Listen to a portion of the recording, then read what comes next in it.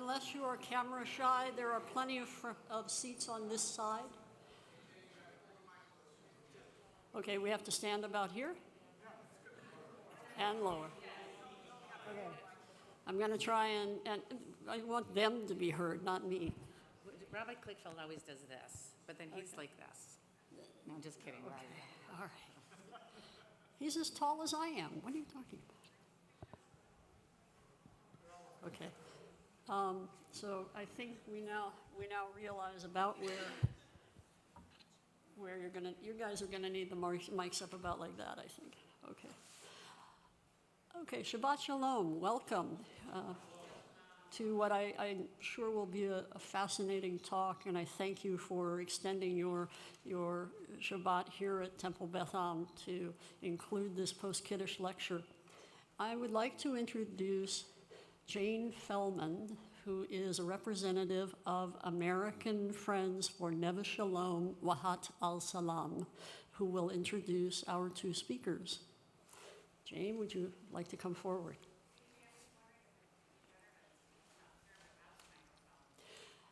I won't get picked up. We are live streaming.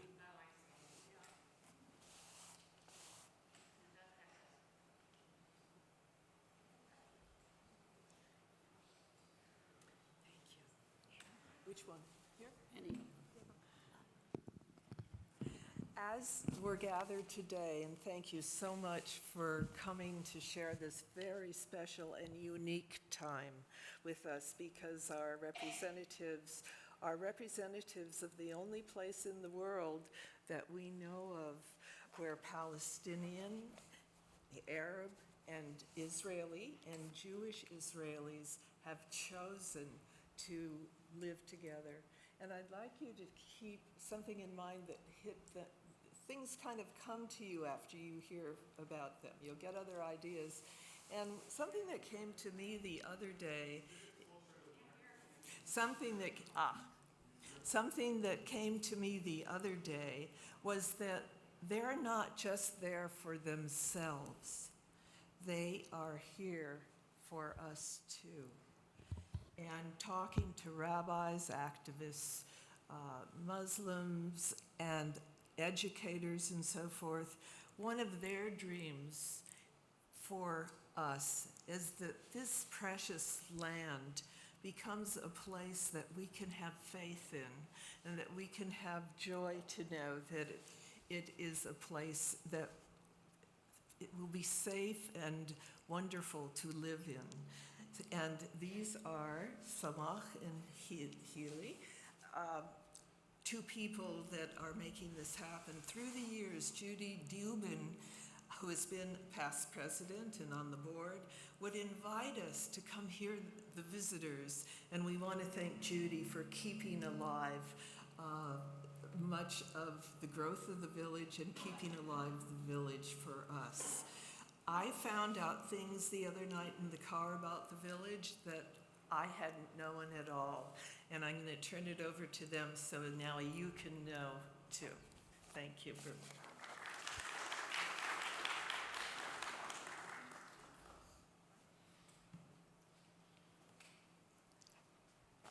Good morning.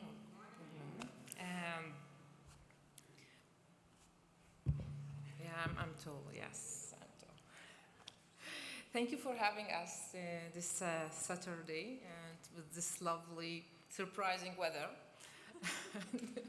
we were prepared to worse, and it's really a good atmosphere and good vibe in this place. So thank you for spending the next 90 minutes or your hour in your Saturday with two women who came from Israel, from the Middle East. And I want to, maybe we'll start with my personal story and how a Palestinian refugee ended up in a shared society and to choose to live in Wahat al-Salam, Neve Shalom, this amazing community that I decided to join almost 20 years ago. And then we will hear from Lihi. Lihi is leading and coordinating the youth movement in Wahat al-Salam, Neve Shalom, and She moved to the community with her parents around 2 years ago. And my story began, I'm 44 years old. I was born in the 70s to a couple of teachers. My mother and my father, they're both teachers, and I understand very soon from their story, from my grandmother as well, that we are actually refugees in Turan. So Turan is a very small village in the Galil, in the north, between Nazareth and Tiberias. And we are not originally from that place, because I asked lots of questions about our small family, and they explained to me that our extended family have to move and forced to move in 48 to refugee camps in Syria. Now, after what's happened in Syria, they moved again and they became refugees again in Germany and Sweden. And my grandfather and my grandmother decided to take the opposite way, and we ended up to be inside the new Israel, the state of Israel, and we became citizens of Israel. So this is the narrative, this is the story that my parents and my grandfather and mother told me. But I go to school, to public Arab high school, a primary school in the village, and I learned different story. I learned Hebrew, I learned about the Holocaust, I learned from the Bible, and I was good actually at the Bible. My grades were very good. And my parents tried to rebuild and start over, and they believe in education. They raised up 4 daughters, we have 4 girls, and 1 boy, and they sent everybody to college. And but in the school, I learned Arabic, I learned Hebrew, I learned the history of the Jewish people. I can tell you almost everything about the Holocaust and the 5 waves of the new immigration to the empty land that my grandmother didn't feel that was empty. But that this contradiction between the stories, this is my childhood. But I never met Jewish people. I learned a lot about the Jewish people, and I did lots of exams about the history, but I never have any meaningful relationship with Jewish friend till I was 18. And my mother said, like, you have to go to college because we don't have money, we don't have land, we lost everything, and you have yourself. And she also said that if you want, if your plan is to go with the right man, there is not such a thing. So you have yourself.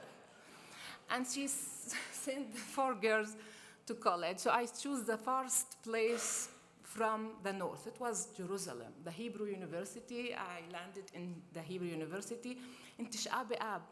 This was the day. Everything was closed, but this is my first experience in the big city of Jerusalem. And in the Hebrew University, I chose to learn social work.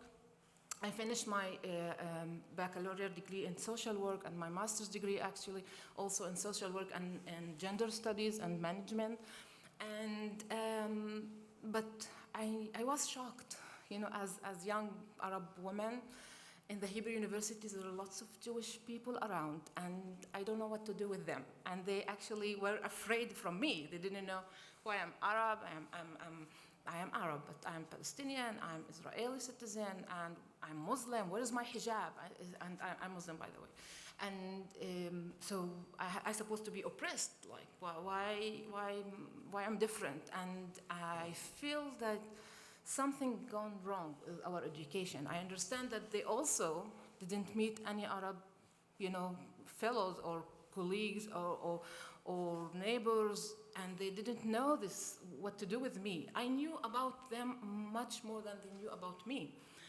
They didn't know why I'm fasting in Ramadan, and why I do like the old city, and why I'm spending time in the Saturdays hanging out in the old city in Jerusalem.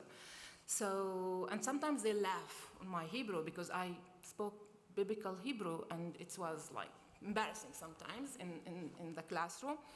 And I learned that I have to speak decent Hebrew, the spoken Hebrew, the common Hebrew that everybody, in order to communicate.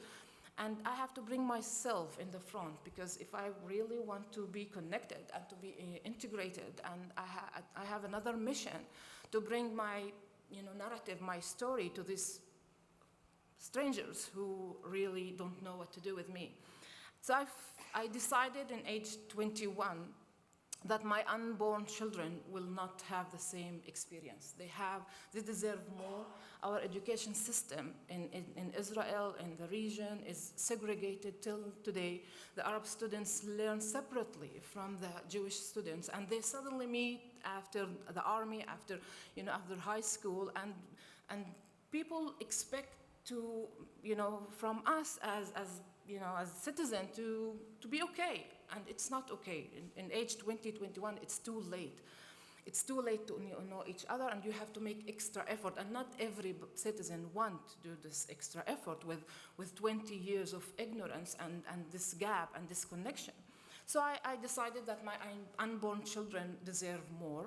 And I decided also I'm not going back to the little small village, even though my mom called and she says, like, I have 5 handsome young men who want to marry you, so you have to choose one of them and go on in your life. And I told her, like, Mom, I'm staying in Jerusalem. And she says, like, there is not just such a thing, like young Arab women in the big city alone, and it's not looking good. So you have to find out a solution. So I understand that I have 2 options. The first option is to marry Arab man in Jerusalem and stay with him, and to be his wife, and the other options was to apply for my master's degree. So I did both, and and my mom gave up on me, and she says, okay, you are doing well in Jerusalem. So we stayed in Jerusalem. I met Umar, my husband, in college, in the university. He was actually my supervisor, unprofessional relationship, but it's okay. So somehow this relationship is still going for the last 24 years. We have 3 boys, and the first one, Ward, was born in Jerusalem. And we managed to have the nursery, but when he became 5 years old, we were looking for the first grade, where to apply in East Jerusalem in the 90s after Oslo.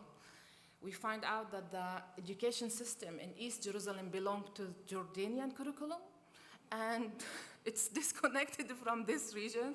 There is no mentioning for the Palestinians or the Jewish or nothing. It's Jordanian curriculum, and no Jewish school will accept Arab man with Arab parents, and especially with mother with big mouth like me. So we didn't know what to do with him. We were so desperate, and we almost gave up, and we wanted to go back to our families in the north, and to be like anyone from 1 million Palestinians who live inside Israel. So why we have to fight?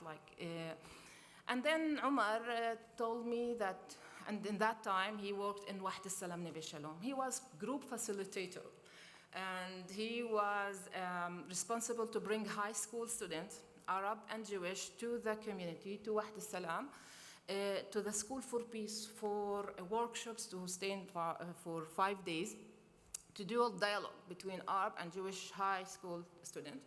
And he told me that next to his office, there is a very noisy primary school. And if I want to see, maybe it's good enough for our Ward, for our son. I was pregnant with my 2nd child. And I went with him the next day. He goes to his office. I was just remember walking with my big belly into the school. In the primary school, directly I asked, where is the first grade? I entered that classroom, and I was shocked. I was amazed by a small group of kids, 20 kids. You can't tell who's the Arab, who's the Jewish, with 2 teachers, Arab and Jewish, with every naive symbol of peace around, in English, Hebrew, and with doves, rainbows, everything. And everybody seemed to me very happy. And I said, I don't know if that was the hormones or something, but I was so happy. And I said, this is good enough for my young boy. I don't need more for 5 years old kid. This is good enough. So in that day, in the evening, Omar asked me, what do you think? Are we going to apply to the school? I said, no, we are not going to apply to the school. We are applying to the village. Honey, we are moving. He insists that I didn't say honey, but, and he says, are you crazy? You're very pregnant, and we can't do the moving. I says, yeah, no, No, you will do the moving, and and I will tell you what to do with the boxes. This is good arrangement for me, I think. And it's taken us a few weeks, and we landed in Neve Shalom, Waht al-Salam. It was 5 days before the second Intifada started in East Jerusalem. A checkpoint was built behind my front door in East Jerusalem, in Al-Isawiyya, which is now very, very tension place. If you heard the news, what's happened in Isawiyya. So this is not Jerusalem that I fall in love with. 7 years, and we were saved in so many ways by the community, by Waht al-Salam Neve Shalom. We have 3 boys, and they all graduate the primary school. The first bilingual, binational primary school in Israel was based in this amazing community. We are honored to be the second generation, actually. We are not the founders. We joined this adventure, and we are so proud to be part of this. I found myself very involved in the education system, and I was elected 5 years ago to lead the nonprofit who lead the primary school, the spiritual center that I will tell you about in a moment, and the youth movement, the School for Peace, and we do know how to educate for peace. And after 40 years of existing of this amazing place, Waht al-Salam, the first 4 families who came to build this thing is now, we are now 70 families, 300 residents, and the first 11 kids who started the bilingual binational school in '84. Now, after 35 years, we are so happy to have hundreds of kids who are waiting in the waiting list, and we have 300 students in the primary school. And so the most amazing and enjoying part with my presentation around the world, when people ask me, and we are desperately, like they are desperate and so anxious to have this answer about if peace is possible in my region, in my country, in the place that we choose to live in. And apparently nobody is going to leave soon, so neither the Palestinians or the Israelis, not the Arab or the Jewish. So this place contained people from 3 Abrahamic religions and from 2 nations, and somehow we have to find a place or a way to do it together. So Waht al-Salam is one model. So if people ask me if it's possible, really possible, I say like it's happening. I live there for the last 20 years. This project and this peace, journey and this peace village exists for the last 40 years. Nobody left the place. So the answer is definitely yes. And if you want to know how to do it, I can tell you how. So let's move to the next question. So I will stop here. I want to move to my colleague Lihi, the next generation that give us hope that we are not alone at the top of that small hill in between Jerusalem and Tel Aviv, called Waht al-Salam Neve Shalom, Oasis of Peace in English.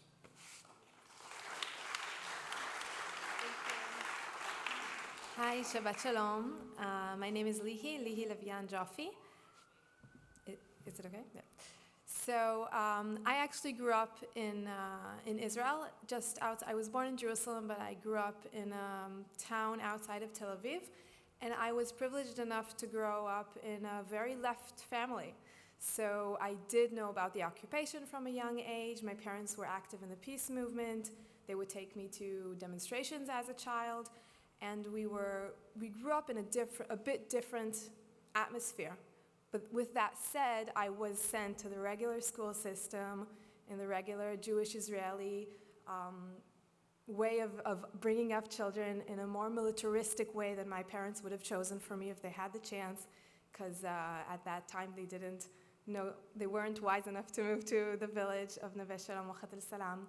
And although at home my parents spoke differently and were opposing racism and were talking about change and about peace now, things like that in the 80s and the 90s, at school I heard a very different story. Palestinians were not part of the picture.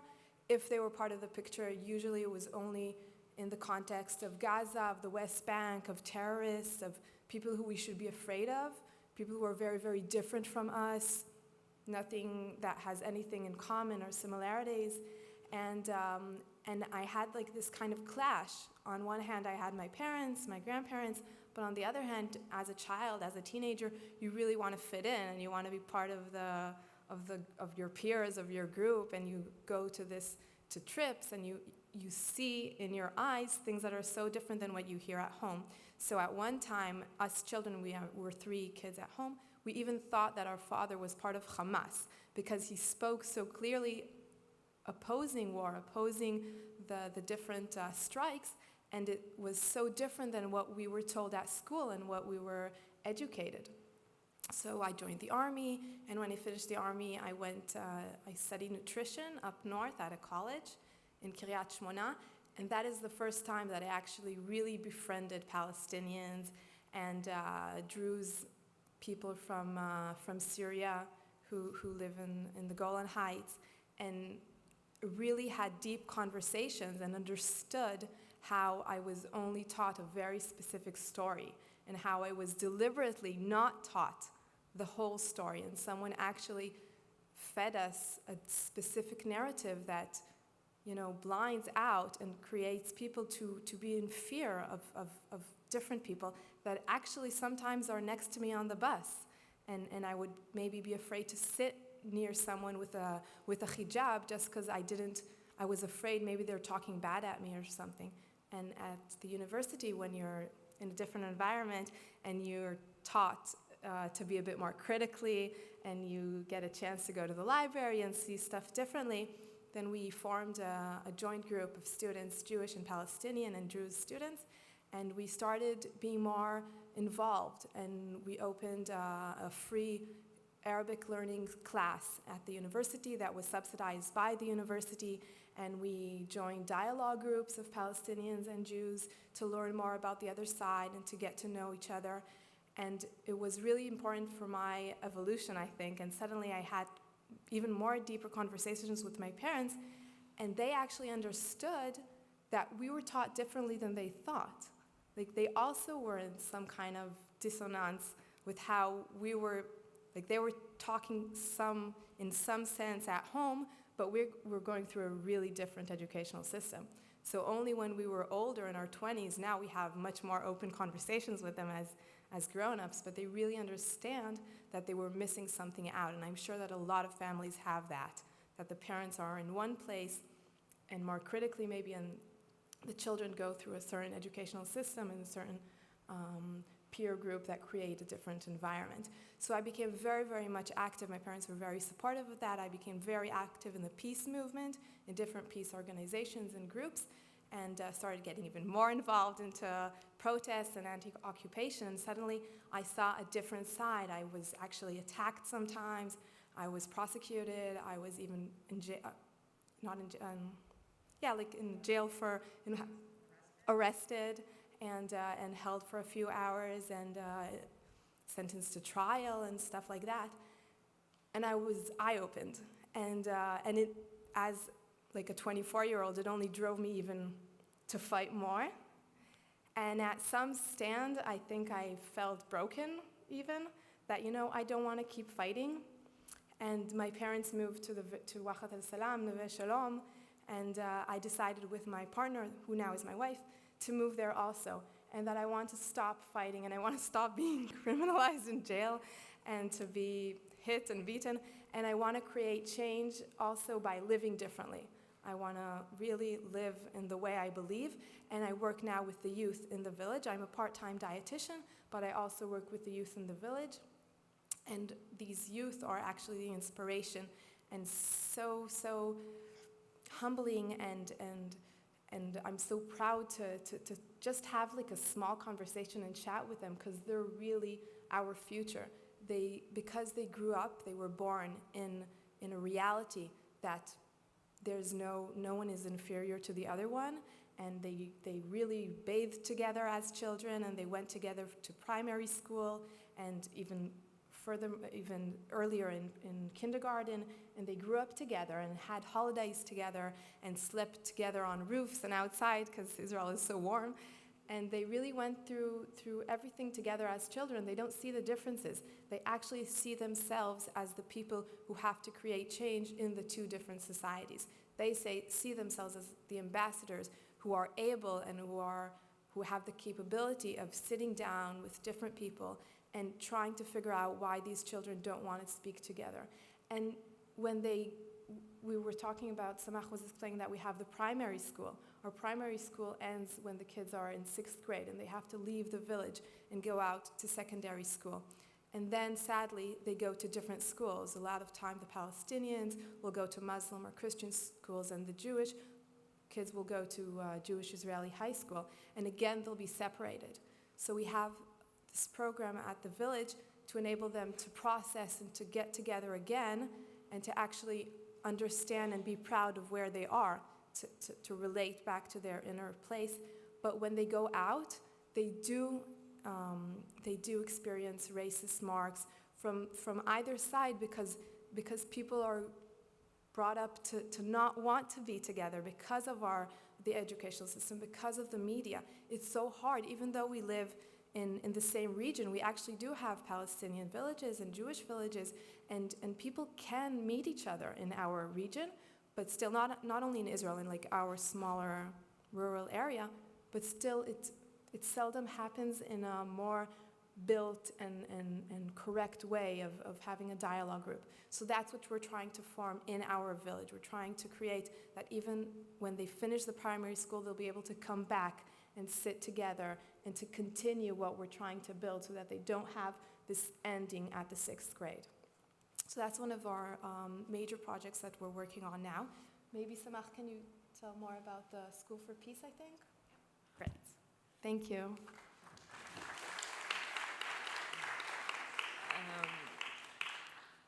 I told you that I came to the village when it was already there, and maybe we'll go back 40 years before and to see how it's happened. So the story that we knew or know is about Father Bruno Hussar. He's the founder of the community. And Father Bruno was born as a Jewish kid in Egypt, and he moved to France, and he became or converted to Christianity, and he became a Dominican monk. And after the '67 war, his church sent him to the Holy Land to establish a project of peace between through 3 religions. Islam, Christianity, and Judaism in the Holy Land. And he he landed in Latrun. Latrun area is between Jerusalem and Tel Aviv, quite in the middle, in very centric place. And he started to gather people and ask people to speak to people.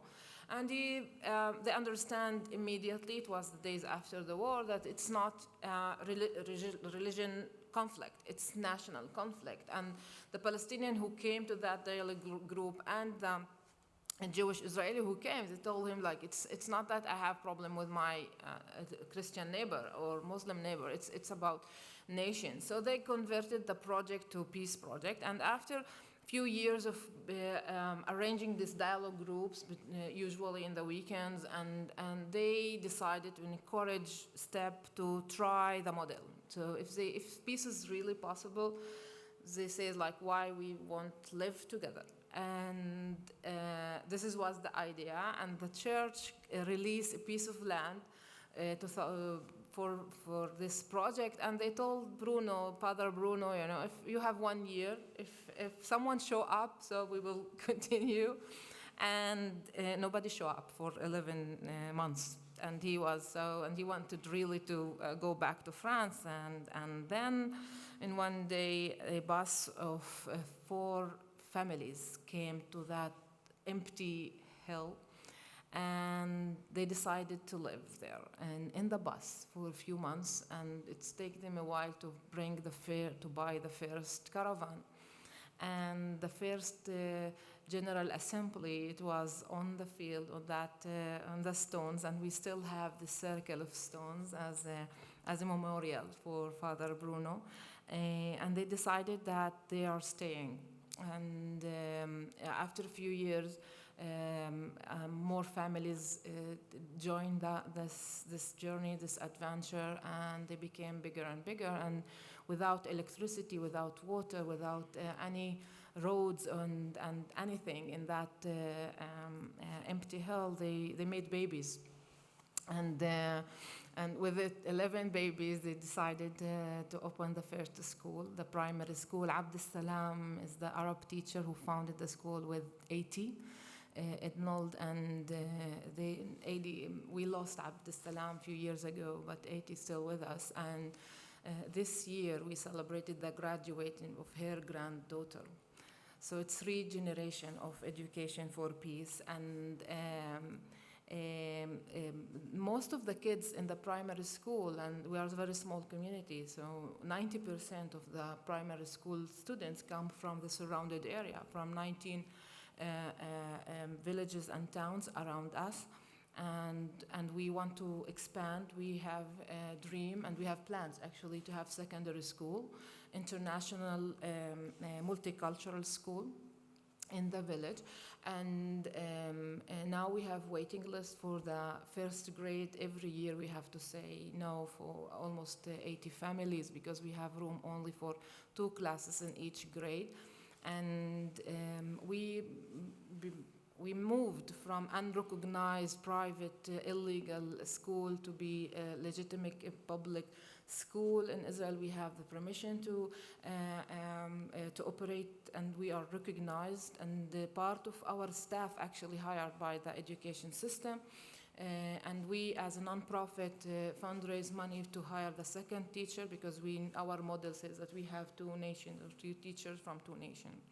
And this is the primary school. We have amazing program. We couldn't use, for example, the curriculum that segregated outside. So we invented our own curriculum, and we invest in that as well a lot. It have to be in 2 languages and recruit and to find the text and songs and everything that serve our message of tolerance and acceptance and respect, democracy, and values, that the simple values that we as a human being have to share in this world. But this is the primary school. This is the, educating the small ones is, believe me, it's the easy part. But when we talk with their parents, it's a little bit challenging. So the School for Peace is another institution who train adults, train professionals from different professions, educators, journalists, human rights lawyers, environmentalists, media activists, all over, and we urban planners, Arab and Jewish, who come to the village and for long process. We don't believe in one meeting or one workshop. We can't have any change of mindset or ideas, or want to move together or do something together, to be active together with very short intervention or process. So our courses we call it the change agent programs, take place for 1 year, once a month. On weekends, they gather in the village, and we have guest house also that they can stay in the community. And in the end of that process, they are invited to start their initiatives or ideas how to change things in their professionals. So I'm as a social worker, for example, I joined the program for social workers and mental health providers. So in the end of that process, we establish a network of support of Arab and Jewish social workers who want to treat traumatized kids, in the conflict. So this is by free.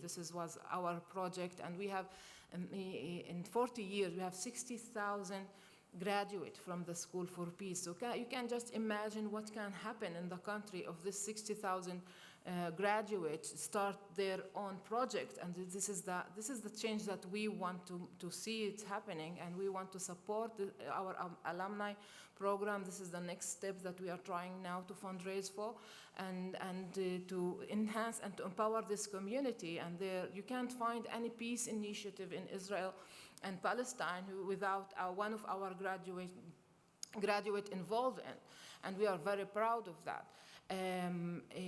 But if we spoke a little bit about the primary school, it's like our soul in the primary school, and our political activism take place in the School for Peace with the adult and professionals. Something was missing in our work, was the spirituality. The original idea of Father Bruno of people of faith, people who believe and want to change their reality because they believe in something. So we opened the spiritual center. We are not religious community.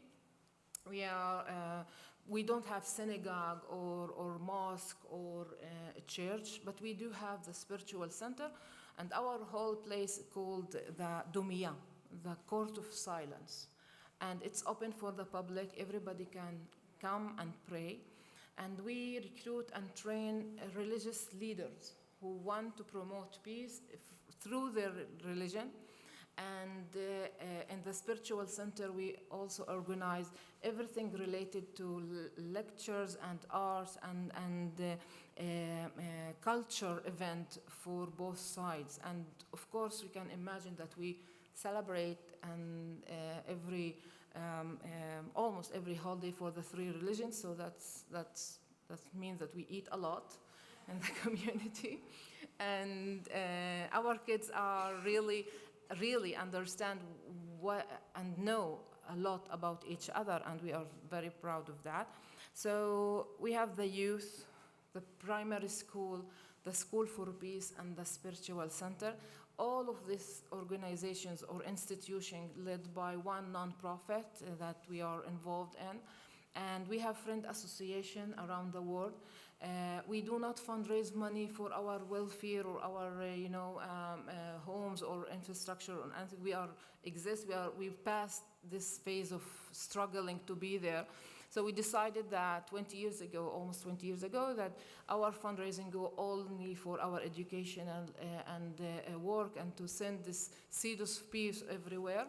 And I agree with that. The community is like any other village. We pay taxes and we vote and we have general assembly, and you can imagine that we have lots of argument when we have 50 people who are attending the general assembly. Usually we have 100 opinions, and we argue about everything, and we try to avoid voting, and we compromise about everything, but sometimes we vote, and we are like small direct democracy, and that means that if you choose to live in Wahdat Salam Neve Shalom, you have to be involved. You can't ignore what's happening, and sometimes it's overwhelming, sometimes it's too much, but every family or every individual find a place to be involved in and to be part of the community and what's happened. So this is us, and I really appreciate if you can join at least the newsletter list, or we can send you something about us from our American Friends Association. We have a friend association in 11 countries around the world, but the American Friends is one of the oldest and very important source of support emotionally and financially for our educational institutions. And our office actually is in LA, in Los Angeles, and we are very proud of this long-term partnership. So I'll stop here, and I will be really happy to have questions and to answer your questions, and invite Lihi. Thank you.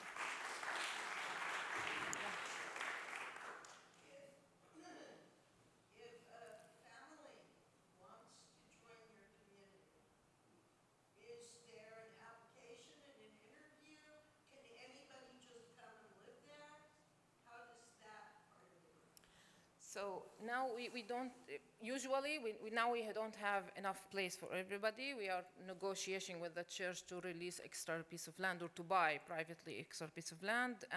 But when we were absorbing new families, yes, you have to apply as a family, and we have a committee that interview the couple and it was very family oriented because we want, lots of kids in the primary school. And they interview the couple, and then they give us their recommendation to the General Assembly, and the General Assembly interview the couple, and we usually vote for acceptance. Usually we offer 1 year in the community and to see if it's like suitable for both sides, because lots of people think, they have this ideal image of this peace project or peace village, and living in the village, it can be really full-time job if you want to be part of what's happening. So young couples, live in the community for a while, and then we vote again on them to be part of us, and they buy their piece of land and build their home. So this is the process, and sometimes we make mistakes, but usually, we look for people who believe in peace. We look for people who believe in diversity and respect, and believe of the partnership between Palestinians and Israelis, and walk the talk and try to do something about it. So otherwise, we don't have criteria or tests or something. So everybody is welcome. Yep.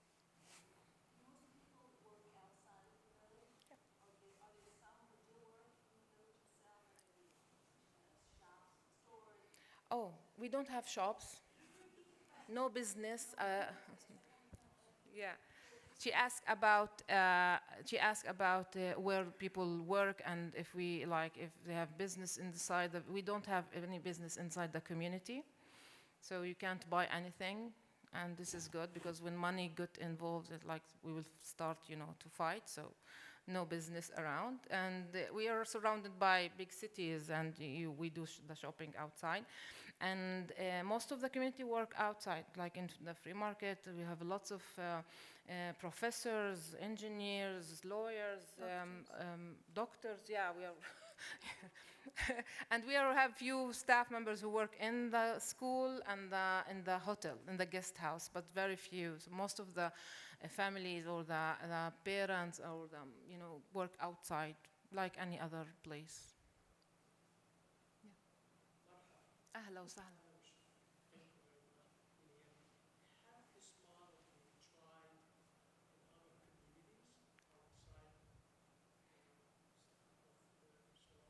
Okay. This is a painful question, actually. The answer is no. Other communities. If there are any, we duplicate the model outside Neve Shalom. This was the question, right? If there are other communities like ours outside. So the answer is no, and not because people don't want to. We have a relationship, and we try to help two groups of Arab and Jewish citizens of Israel in the north and in the south to establish their own community. And they tried to release state land for 3 years, and they established their own organization, their own community, and they apply again and again to the authorities, and the land is a big issue. That's why we are so grateful and for the extraordinary important donation. This is the land. Without the church, we could not be there. And these communities tried again and again, and because of the policy of not only the current government, actually, the policy is about to build more and more Jewish settlements, and not the model like us, because we are like oppositing and offering something different. And they simply give up after 3 years. After one meeting with Sharon, I believe that we also tried to expand our community, because we have a huge demand and we have very small piece of land. And then our leaders met Sharon. He was the housing minister, and it was in the 90s. And he says to Abd Salam, was like there with his tie and with his pulla. He was so polite, and Sharon asked Abd Salam, "Do you know who I am?" And then Abd Salam says, "Yeah, I know. You are the general. You are from the army." And he says, "I occupied your territory, and you want me to release it back to Arabs? So just go away. It's not gonna happen." And 10 years after, the group of families from the north, Arab and Jewish, apply again. And they told him, if you really insist to live with this Arab neighbor, we can release the land and you can build a kibbutz or a moshav or like a Jewish village. And you are invited to, give the Arabs to rent in your place, but no partnership. And this is not the idea. And so they just give up. And I think it's really, really sad policy. Let's take from here. Picking up on that thread, is it necessary that people own land to do something like this, or could you create a school in a place where Jews and Arabs already live nearby? Amazing question. And Well, first of all, 97% of the land in Israel is state land. So that is something really important to understand. And the state has to allow whatever anyone wants to do on state land. Only 3% is considered either private land or church land. So that leaves a very small leverage. Concerning your question about schools, there are now 7 schools, bilingual, binational schools across the country, which evolved from our school. They came and they learned about our curriculum, and they're continuing. So we do have seeds of that happening. There are a bit more kindergartens, but once they come to really talk about what you're learning, it's harder for them to continue. They'd rather divide back to the regular schools. So now there's in Israel 7 bilingual, binational schools. Some of them really work in close cooperation, and we're trying to form an umbrella organization of all of them, a coalition of all of them together, so that we'll be able to even be a bit stronger. It is important to say that these schools are sometimes attacked and suffering from backlashes from the communities. They're not always wanted.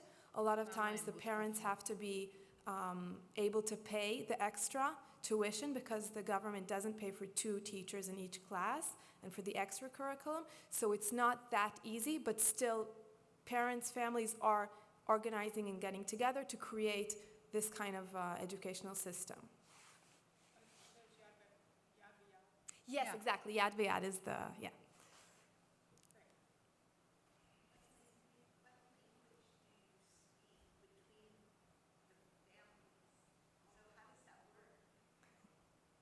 Well, the kids who grew up in the village, they speak fluent Arabic and Hebrew, and they jumble between the two. It's really fun to see. it's very difficult as a parents, because we don't have secret language. They understand everything. I say that it's very difficult for the parents because we don't have secret language that our kids don't understand. So they speak Arabic, Hebrew, and English, and I'm working with about my Russian, but it's not working. But the kids speak fluently and they speak their own language. And if they are stuck with 1 or 2, sentence, or they explain themselves. So they feel free, to speak. And the adults is more, more using more Hebrew, I have to say. But the rule in our General Assembly is that you have to speak whatever you feel that comfortable to you, and the community, the gathering, have to take responsibility to translate. If someone don't understand what Aish is saying or what I'm saying in Arabic, some inside next to him will translate. But if you want to express yourself emotionally and deeply, you speak your own language, and we take responsibility for transportation as well to the school, but translation in the General Assembly. There's so many questions I don't know. Yes.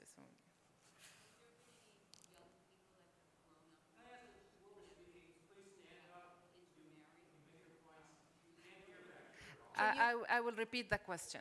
Okay, she asked the very famous question that we have every presentation. We have 2 actually, and so this is your exam. You have the first one about mixed marriages. If we have mixed marriages, it's funny because actually the research says like when you meet the other person and your identity became more clear, and so we don't produce mixed marriages. The two only couples who came to the village, they were already religious marriages, and so we don't encourage like this kind of so it didn't happen naturally, but we have a lot of applications of mixed couples that want to join the village, because it's very hard to be like in this such a relationship outside. So we have Israelis who married foreign, they have foreign partner from Europe, from there, and we have two mixed marriages. Yes. Okay, this is the second famous question, so you are good. But I will take that after the lady. So she asked about the army. Is there public or private transportation when people go outside? Do they have to take a bus or they have a car? That's one. Two, do you have a clinic on site? And three, do you have like elderly or elders, families with kids? Elderly place? Latiki, Yeah, yeah. like grandparents. Yeah, of course. They established their own community. So I told you that we, the third generation, so we have this, we call it the grandmom and grandfather's club. So, but we don't have a special place. They live in their families and enjoy every, the extended family. Regarding the clinic, we don't have clinic. We have lots of doctors, so we don't need clinic, but we are surrounded by cities, and so it's like 20 minutes ride to the closest clinic. The public transportation in general in Israel is not that good, and especially for isolated place. So we have bus from Ramle to the village once a day. So most of the families have 2 cars, and in order to move. Or 4. Not us, okay. But yeah, you have to have your own vehicle, in order to be. But we have a carpool. Yes, we have a carpool WhatsApp group. It's very, very active. Yes. And you want to answer the army thing? I'll answer about the army. I'll go a bit back and say that Jewish Israelis all have to go to the army. The only people who are automatically exempt are Jewish, Orthodox Jewish girls, women, who are exempt in the case that they went to a religious school, a religious Orthodox school in their high school. So that is actually the only group of Jewish people in Israel who will be exempt. In addition to them, also Druze boys have to go to the army, and Bedouin boys are encouraged to go to the army. So all of these groups, whatever, go to the army. The ways not to go to the army, to get exempt, is either through mental health issues, which is something that you have to prove, or physical disabilities, which in the past years the army is going through a really large extent to be open to a lot of different physical abilities. So that is something that is harder. And conscience objectors. That is something that is very limited. There's about 100 a year in the good cases that are exempt on that case. In the village, some of the youth do get exempt on that way, in that path. About pacifism, they really have to prove that they're pacifists and that it has nothing to do with the state of Israel, like that no matter where they would be. Some of the teenagers decide to go to jail to be politically objectors and decide to go to the jail. And in the end, usually either the army will give up after a few months, or the youth, the teenager, will give up and just be exempt on psychological issues. And there are some of the, I don't know if it's like maybe half, who do go to the army. Some will go in order to make change from within, like from that side. And some will go again because when you have a high school, a regular Jewish high school, then your peers go, and it can be a tough decision, and you need to be very, very strong and mature enough to come to the decision not to go and to be different from your society. Yes. So the village has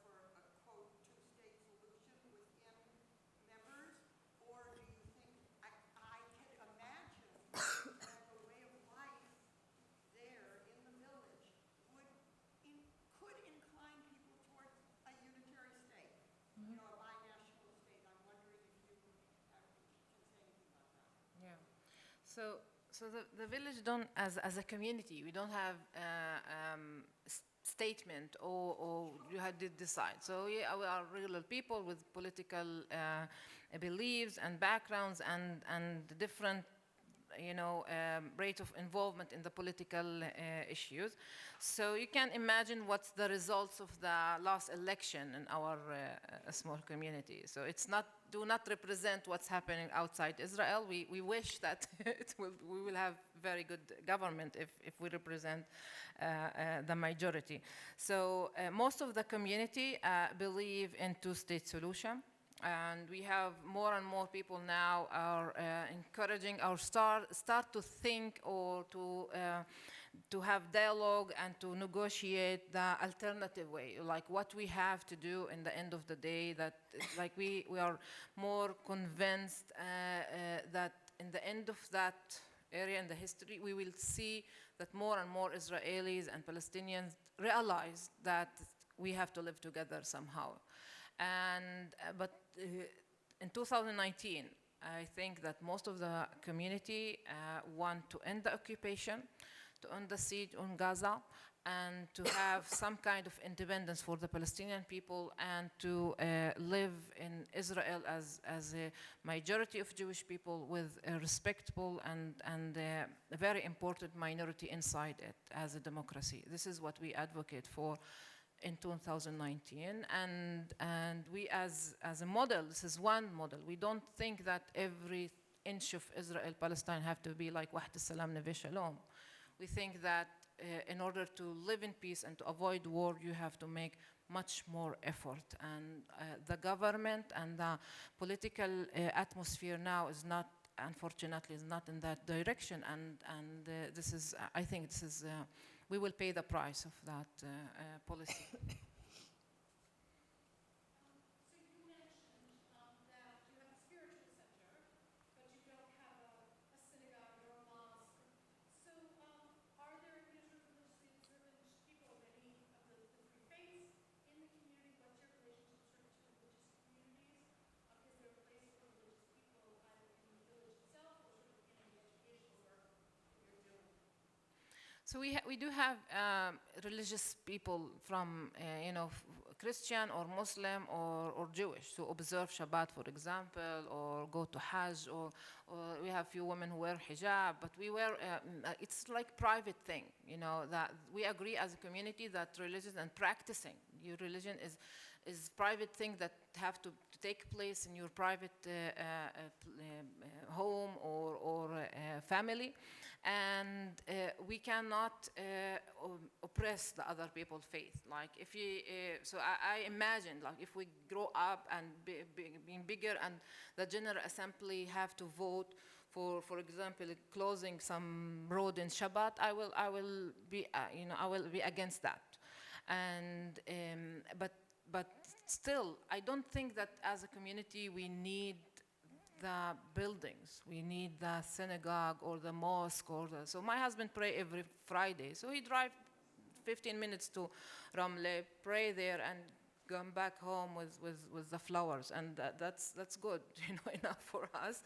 And we invite people in Ramadan, and we go to visit and we in the sukkah and the neighbors. So it's good balance, And we have people who don't believe in anything, atheistic, you see, and yes, and so it's private thing, and we manage to respect and to make space for dialogue and to speak about things and to be active in that, in the religion issue, and to to learn about each other religion, but the public sphere is religious free, let's say. And the holidays are celebrated in a more cultural aspect, I guess, than religious. So they are celebrated publicly, but in a more cultural, festive. My mom says like it's like you are light Muslim. She liked this term, like it's so Light Muslim. Light Muslim. So it's it's private thing. It depends.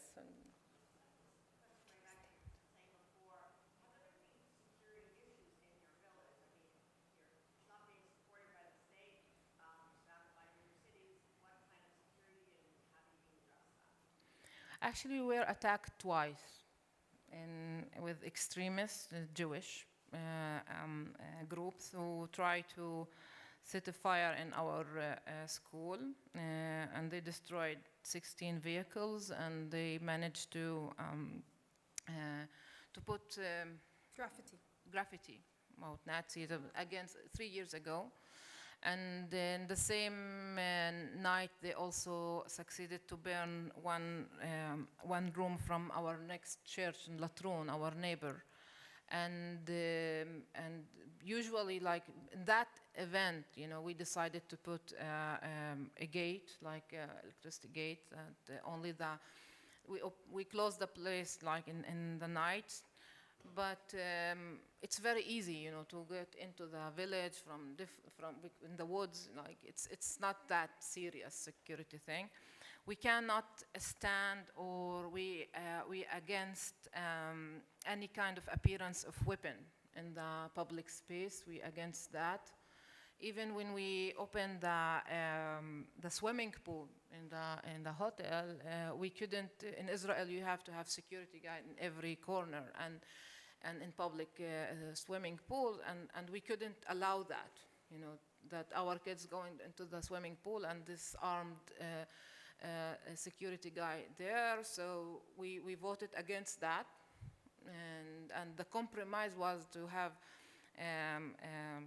like security guard with a hidden broken gun in the drawer. So in order to have the permission to operate the swimming pool, and we do not to use that anymore. So it's weapon issue is the military issue is very, and the security industry is really sensitive issue, and we don't want that. And some few years, like sometimes in few years, we were attacked, and we survived. Yes.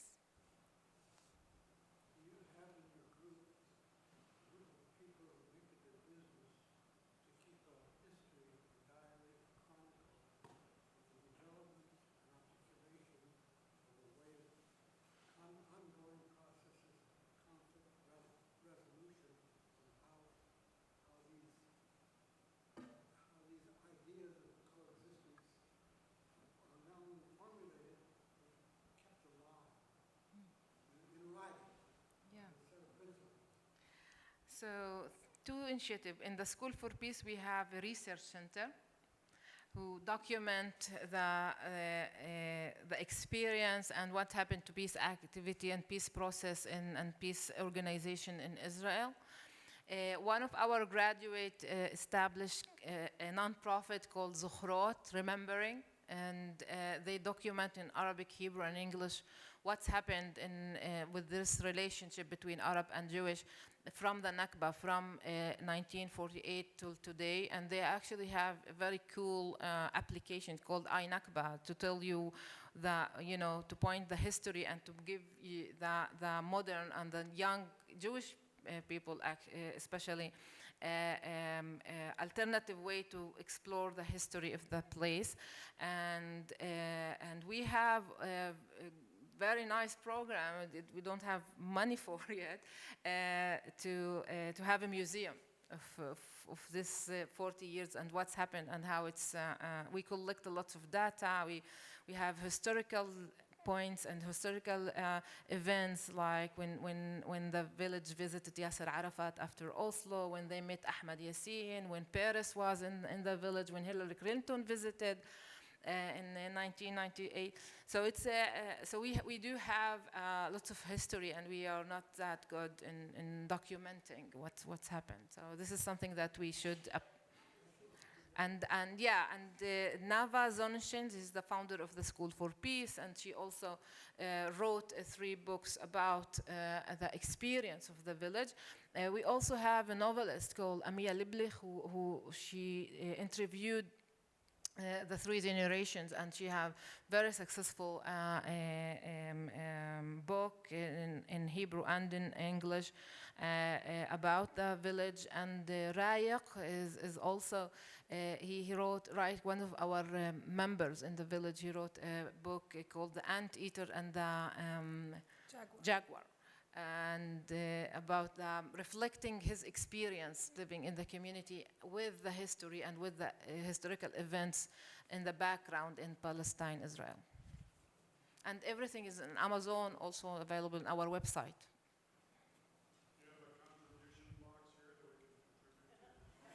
We have Judy, and she's our box, and you can give her the envelope. We have envelopes, and I'm very proud that also Rola is in our board member in the American Friends. We are very thankful for any contribution and to our office. So it's non-profit, right? And yeah, we do. There's We have envelopes outside on the so table. you can- Yes.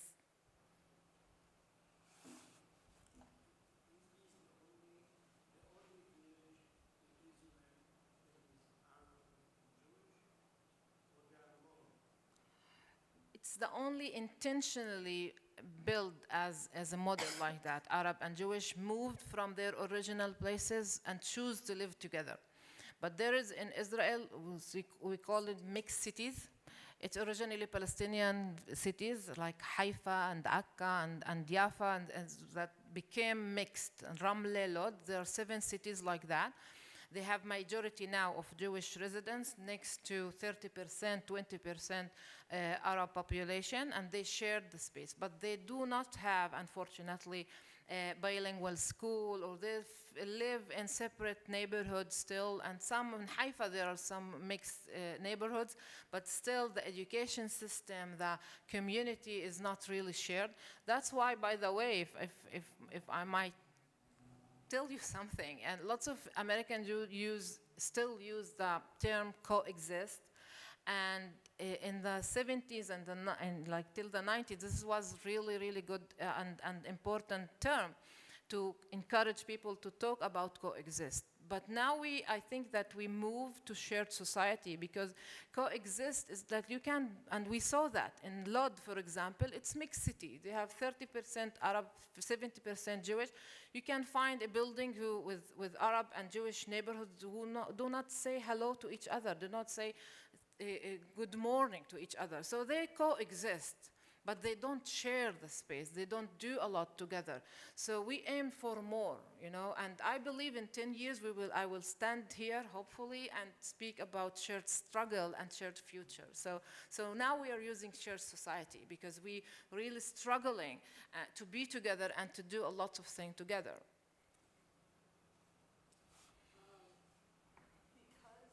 Because it's hard to say goodbye, I'm not suggesting we walk out at this point, that we are thinking of a project in which we can Do you want to come here, Jean, maybe to the mic?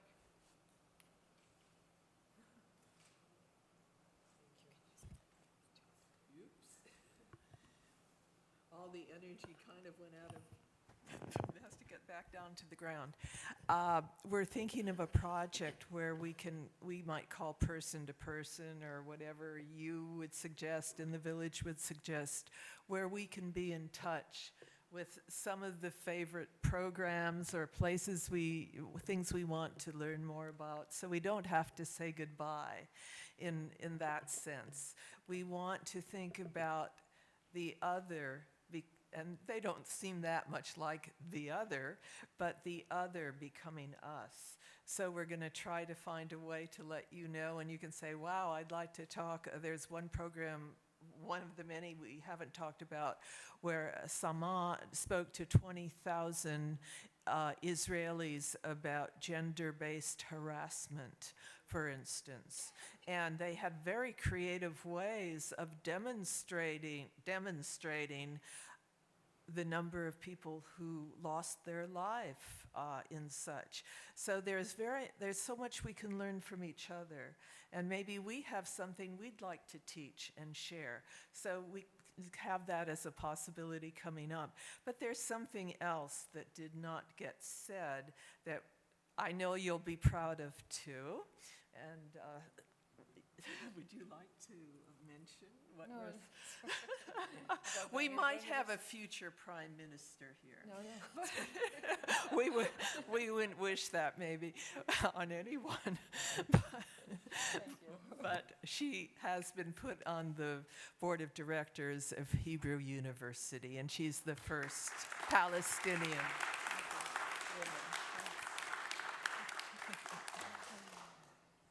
Okay, I think that, yeah, of course.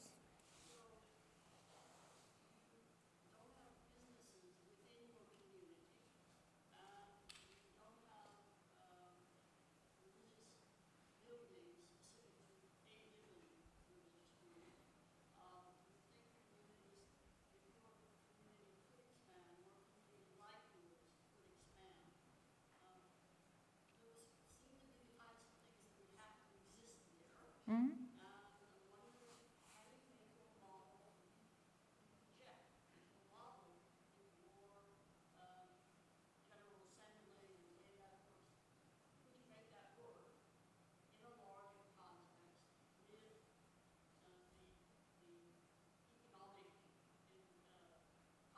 Mhm.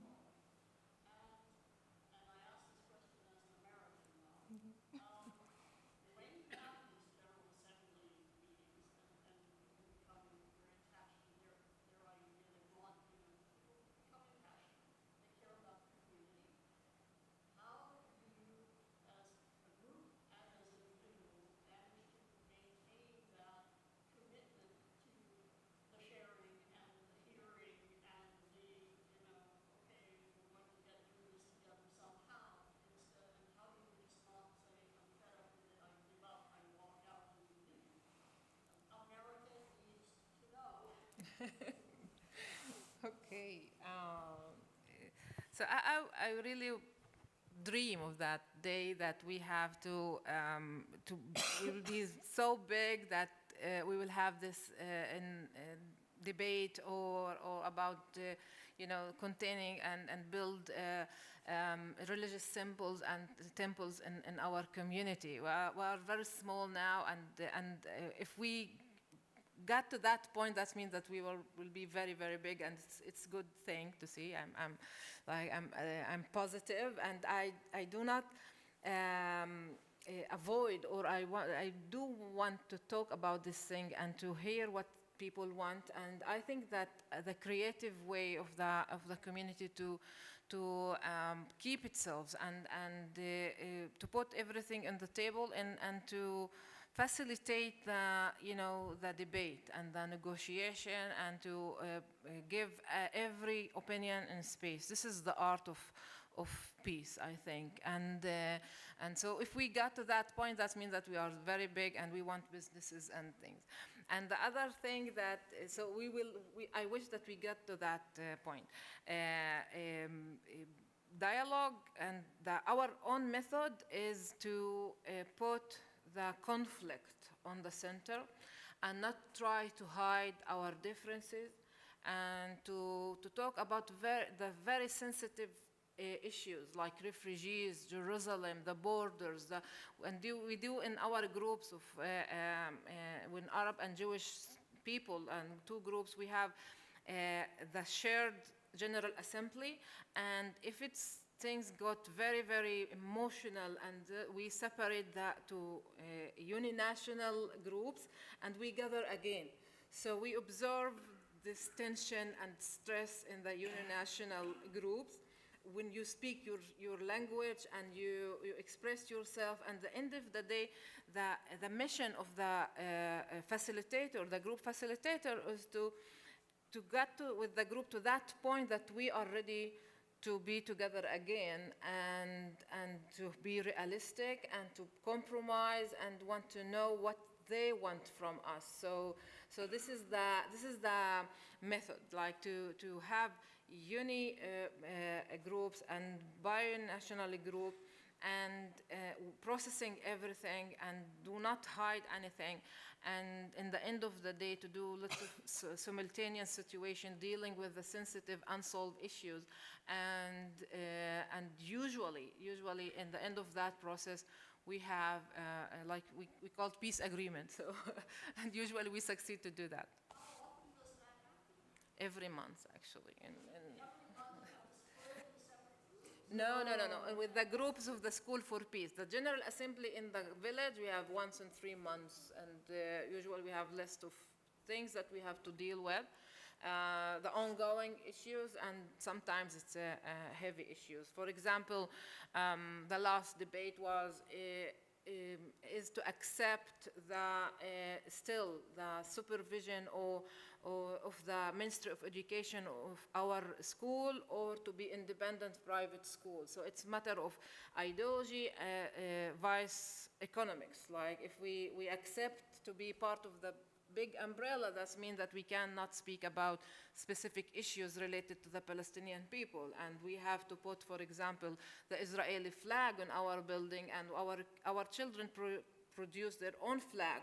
And so it's very important debate that we have to, in the end of the day, we have to, after 3 meetings, I think we have to vote, for example. So this is something really ideological thing. But sometimes we vote for the, the regular things, for the budget, what we do with the youth movement, and how we deal with economics and with different issues with ongoing. So not everything is really like about the Palestinian-Israeli conflict. The unsolved conflict that is not solved in the village, the only unsolved conflict is the matter of the cats and the dog in the community. And we didn't figure out equation for that problem yet. And I just wanted to add something as a member of the Board of Directors of American Friends of Neve Shalom Ahad Salam. We've had a group here in the United States for many years. I've been on the board, I think, 20 years. We have another member of our Board of Directors, Rola Karam, who's here, came in from Long Beach. And we have a website and we have a Facebook page. And if you go on to Oasis of Peace website, it will show you how you can get linked to the village, and you can find out more about American Friends. Speak from outside literature about us. And we have outside the door we have literature. I think maybe one of the parts of that last question was, how could we stay in touch with them? And those are one way, using those 2 mediums, but also to make sure you get on a mailing list. You can always contact the Office of American Friends of Neve Shalom Ahad Islam, which is in Glendale, and that address and that phone number should be on a piece of literature out there.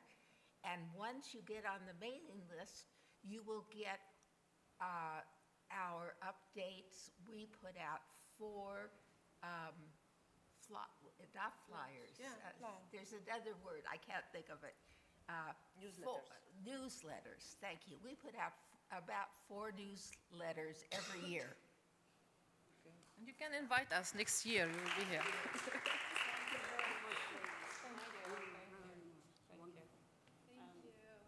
Sometime I'd love to hear what you had to say to the United Nations. I really would. So, we thank you all for coming. There is live streaming, and I'm told that there is a way to download that. I'm sure that you guys can figure that out. There's literature outside. We refrain from non-Shabbatic activities here, so you can donate if you wish later, after the Hag. Thank you for the last very important question. Thank you, sir. We have volunteer and fellowship program. We can send volunteers and live with us. We have volunteering house. We are very welcoming community. So they work with us for 3 or 6 months. And if you go to our website, you will find under the volunteers everything around about this program. So yes, we do have volunteering program, and we are very encouraging to have volunteers. Thanks.